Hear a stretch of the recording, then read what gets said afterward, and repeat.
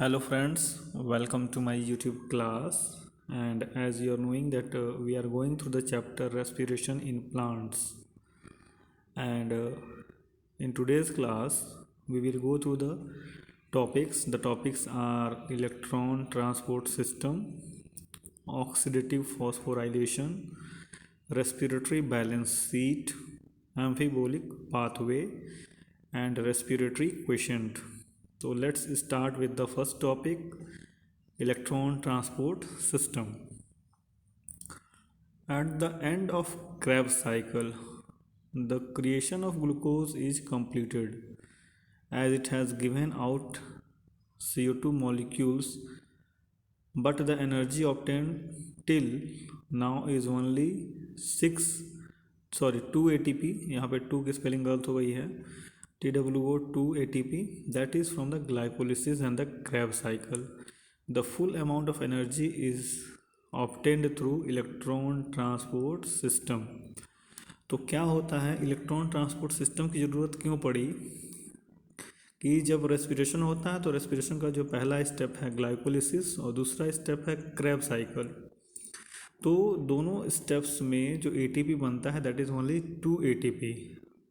और हमारे पास कुछ इलेक्ट्रॉन्स कैरियर होते हैं जैसे NADP होता है या FAD होता है, FADH होता है सॉरी. तो वो सब ऑब्टेन होते हैं, बट जो नेट एनर्जी होता है वो 2 ATP ही होता है. Full amount of energy obtained नहीं हो पाता है, ना ही ग्लाइकोलिसिस से और ना ही क्रैब साइकिल से. और इसलिए हमको ज़रूरत पड़ता है इलेक्ट्रॉन ट्रांसपोर्ट सिस्टम का, जो कि हमको फुल एनर्जी जो कंज्यूम हो रहा है ग्लूकोज, उस ग्लूकोज का कंप्लीट ऑक्सीडेशन हो के फुल एनर्जी हमको मिले, उसके लिए होता है electron transport system. Electron transport system is a metabolic pathway through which an electron passes from one carrier to another carrier and it occurs in the inner mitochondrial membrane. तो जो mitochondria का inner membrane होता है उसी membrane पे ये location होता है जहाँ पे इलेक्ट्रॉन ट्रांसपोर्ट सिस्टम चलता है. और इसमें क्या होता है, एक इलेक्ट्रॉन कैरियर से दूसरे इलेक्ट्रॉन कैरियर पे जो कंपाउंड्स है मूव करते हैं और फाइनली हमको फिर full amount of energy obtain होता है. तो इलेक्ट्रॉन ट्रांसपोर्ट सिस्टम में वैसे तो 4 कॉम्प्लेक्सेस होते हैं, complex 1, complex 2, complex 3 and complex 4. एक 5वां कॉम्प्लेक्स होता है जो हम ऑक्सीडेटिव फॉस्फोराइलेशन में पढ़ेंगे, बट यहाँ पे इलेक्ट्रॉन ट्रांसपोर्ट सिस्टम में हम 4 कॉम्प्लेक्स के बारे में पढ़ेंगे. इन्हीं 4 कॉम्प्लेक्स से होते हुए जब कंपाउंड्स मूव करते हैं तो ऑक्सीडेटिव फॉस्फोराइलेशन में हमको ATP मिलता है. तो electron transport system consist of 4 enzyme complexes. 4 enzyme complexes हैं जिसको हमने अभी बताया, कॉम्प्लेक्स 1 है, कॉम्प्लेक्स 2 है, कॉम्प्लेक्स 3 एंड कॉम्प्लेक्स 4 है, that are arrange in a series on a inner membrane of the mitochondria. तो पहला है electron from NADH produced in citric acid cycle are oxidized by NADH dehydrogenase, that is complex 1, and are transferred to the ubiquinone located within the inner membrane of the mitochondria. तो जो NADH है जो citric acid में produced हुआ था, citric acid cycle में जो produce हुआ था वो ऑक्सीडाइज होता है NADH डिहाइड्रोजिनेज से जो कॉम्प्लेक्स 1 है, और ट्रांसफ़र होता है यूबिक्विनिन को जो कि इनर मेम्ब्रेन ऑफ माइटोकॉन्ड्रिया में लोकेटेड है. Reducing equivalent are also received by ubiquinone via FADH.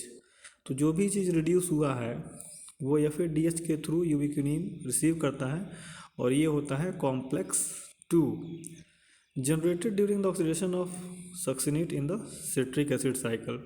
तो ये जो कॉम्प्लेक्स 2 है वो जनरेट होता है कब, during the oxidation of succinate in the citric acid cycle. Now this reduced ubiquinone is then oxidised with the electron transport system. तो अब ये जो यूबिक्विनिन है वो रिड्यूस्ड हो गया और ये ऑक्सीडाइज होता है इलेक्ट्रॉन ट्रांसपोर्ट सिस्टम के through to cytochrome B and C1 complex, और ये कुल मिला के बनता है ये सब कुछ मिला के बनता है कॉम्प्लेक्स 3.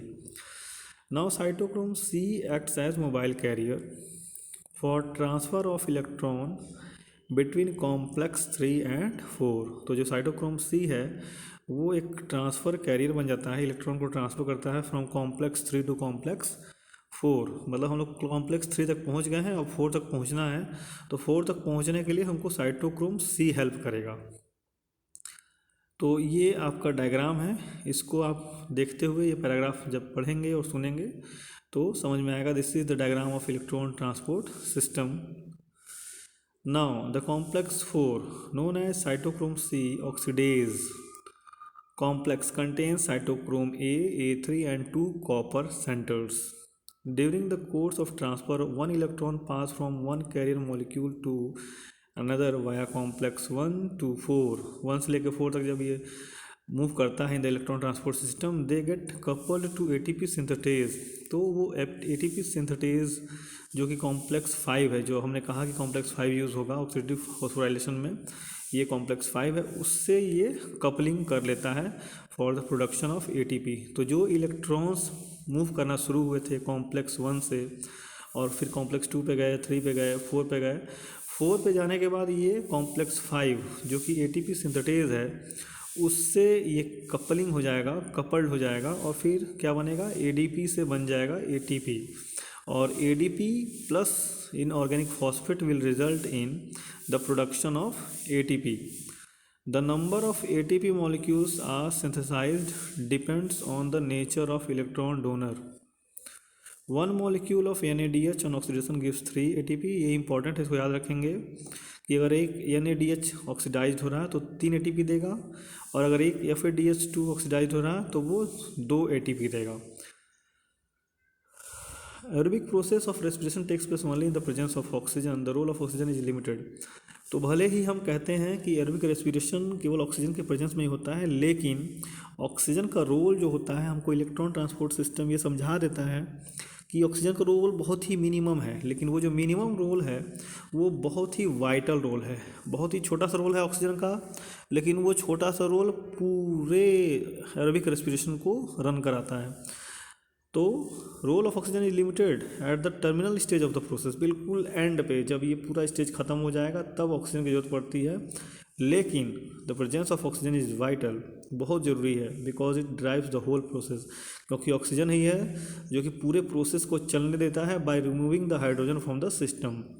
तो जो ETS पढ़ रहे हैं उसमें जो लास्ट में हाइड्रोजन बनेगा उसको रिमूव करने की जिम्मेदारी ऑक्सीजन की ही है। अगर वो हाइड्रोजन रिमूव नहीं होगा ऑक्सीजन के थ्रू तो ये प्रोसेस चलेगा ही नहीं, यानी कि एरोबिक रेस्पिरेशन होगा ही नहीं। तो कहने का मतलब ये है कि भले ही ऑक्सीजन का रोल बहुत ही छोटा है, बिल्कुल लास्ट में है, लेकिन बहुत ही वाइटल रोल है ऑक्सीजन का एरोबिक रेस्पिरेशन में। Now oxidative phosphorylation. It is the synthesis of energy-rich ATP molecules with the help of energy liberated by oxidation of reduced coenzyme produced during respiration. Oxidative phosphorylation in mitochondria is catalyzed by a multi-component enzymatic complex called ATP synthetase।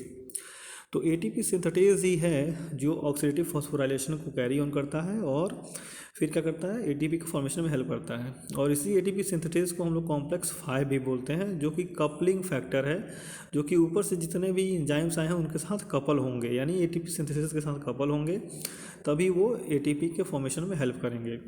ATP synthetase complex has 2 component, 2 component होता है ATP synthetase का।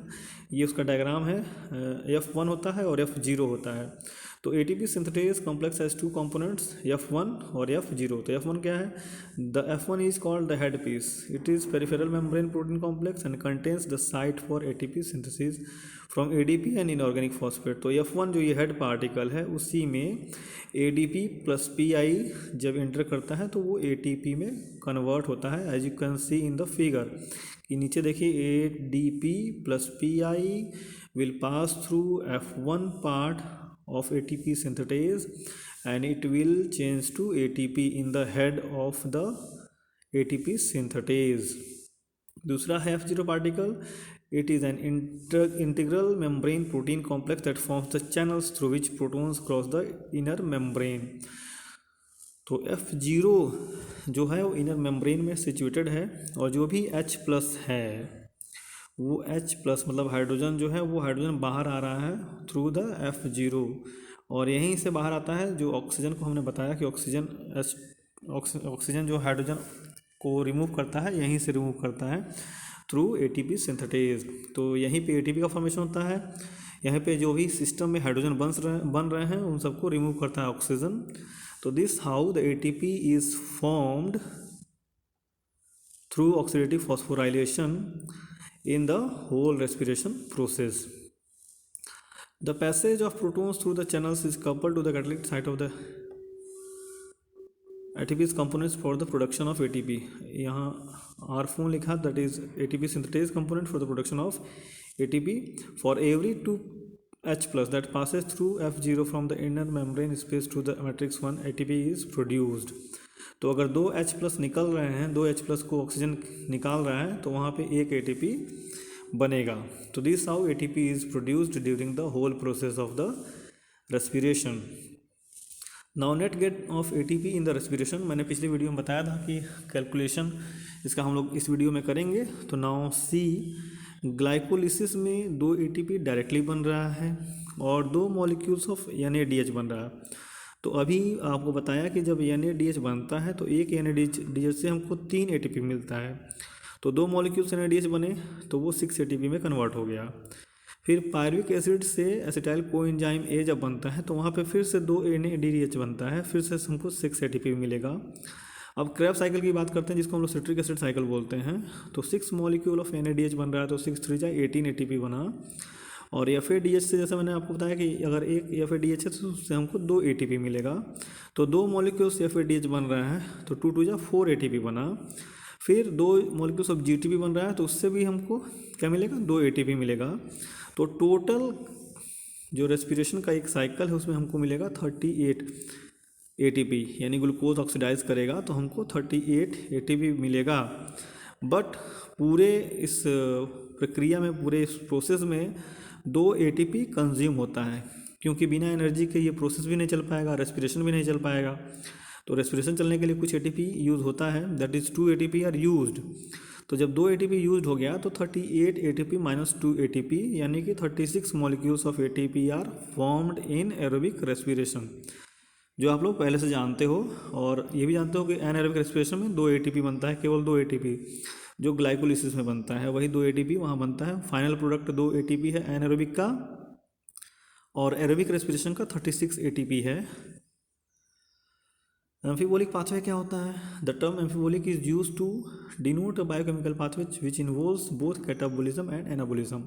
तो पहले chapter में भी पढ़ाया था, फिर एक और चैप्टर में था वो पढ़ाया था आपको कि कैटाबोलिज्म और एनाबोलिज्म क्या होता है। तो कैटाबोलिज्म एक ऐसा रिएक्शन है जहाँ पे एक बड़ा मॉलिक्यूल्स स्मॉलर मॉलिक्यूल्स में ब्रेक होता है with the release of energy. और एनाबोलिज्म में क्या होगा, छोटे छोटे यूनिट्स जुड़ेंगे और बड़ा यूनिट बनेगा। तो इसका बेस्ट एग्जांपल है रेस्पिरेशन। एम्फीबोलिक पाथवे का बेस्ट एग्जांपल है रेस्पिरेशन। एम्फीबोलिक पाथवे का मतलब ये हो गया एक ऐसा पाथवे जिसमें कि कैटाबोलिज्म और एनाबोलिज्म दोनों इन्वॉल्व हो। तो रेस्पिरेशन में कैसे इन्वॉल्व हैं? तो रेस्पिरेशन जो पहला इम्पॉर्टेंट स्टेप है दैट इज़ ग्लूकोज का ब्रेक डाउन होना। तो जब ग्लूकोज ब्रेक डाउन होगा तो क्योंकि ग्लूकोज एक बड़ा कंपाउंड है और छोटे छोटे कंपाउंड में ब्रेक हो रहा है तो दैट इज़ कैटाबोलिक प्रोसेस। और रेस्पिरेटरी पाथवे को इसीलिए हम लोग कैटाबोलिक पाथवे बोलते हैं। लेकिन जो इंटरमीडिएट कंपाउंड्स बन रहे हैं रेस्पिरेशन में, जो हमने पढ़ा from the glycolysis to the oxidative phosphorylation, उसके बीच में छोटे छोटे इंटरमीडिएट कंपाउंड्स बनते हैं और वो इंटरमीडिएट कंपाउंड्स आपस में जुड़ के फिर एनर्जी रिलीज़ करते हैं। तो अगर छोटे छोटे कंपाउंड्स जुड़ रहे हैं तो दैट इज़ एनाबोलिक। तो रेस्पिरेशन जो मेन रेस्पिरेशन हो गया आपका कैटाबोलिक, और बीच में जो इंटरमीडिएट रिएक्शंस हो रहे हैं दैट इज़ एनाबोलिक। तो दस वी कैन से दैट कि रेस्पिरेशन जो है that is the best example of amphibolic pathway because it is involving both catabolism and anabolism. Respiratory question ये इंपॉर्टेंट है और इसमें से 1 नंबर का क्वेश्चन जरूर आता है, इवन कॉम्पिटिटिव एग्जाम्स में भी आता है। तो रेस्पिरेटरी क्वेश्चन क्या है? Respiratory question is the ratio of volume of carbon dioxide evolve to the volume of oxygen consumed in respiration. It is also called as respiratory ratio. तो respiratory ratio कह लीजिए या रेस्पिरेटरी क्वेश्चन कह लीजिए, बात एक ही है। और रेस्पिरेटरी क्वेश्चन को हम लोग इन शॉर्ट बोलते हैं RQ, और RQ का फॉर्मूला है RQ is equal to volume of CO2 evolve by volume of oxygen consumed. अगर हम कुछ कैलकुलेशन करेंगे तो RQ जो कार्बोहाइड्रेट का वो हमेशा यूनिटी आता है, यूनिटी UNITY, यूनिटी यानी 1। हमेशा 1 आता है। RQ of fats is always less than 1, इसको बोलते हैं लेस देन यूनिटी भी बोलते हैं। और RQ of organic acid is always more than unity यानी 1। तो RQ कार्बोहाइड्रेट का हो जाएगा 1, RQ ऑफ फैट्स हो जाएगा less than 1, RQ of organic acids हो जाएगा मोर देन 1। और ये तीनों पॉइंट इंपॉर्टेंट हैं, एग्ज़ाम में भी आएंगे, कॉम्पिटिटिव एग्ज़ाम में भी आएंगे, तो इसको आप लोग याद रखेंगे। That's all in today's video and this chapter is finished. Thanks a lot to all of you and please subscribe my channel.